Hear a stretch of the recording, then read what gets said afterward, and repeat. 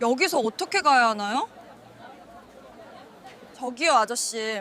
이 주소로 가려면 어떻게 가야 해요? 아, 여기요. 여기서 즉 가다가 은행에서 우회전 하세요. Okay, so get this.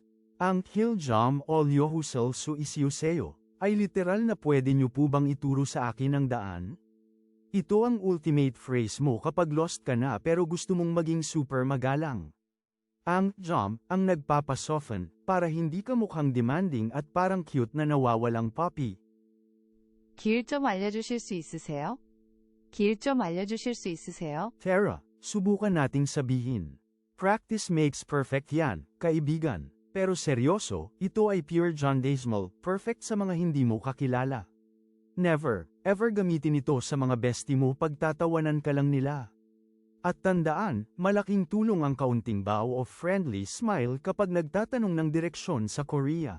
Isa pa, kaya mo yan, tiwala lang. Ngayon, ready ka na mag-explore ng Korea nang hindi masyadong naliligaw.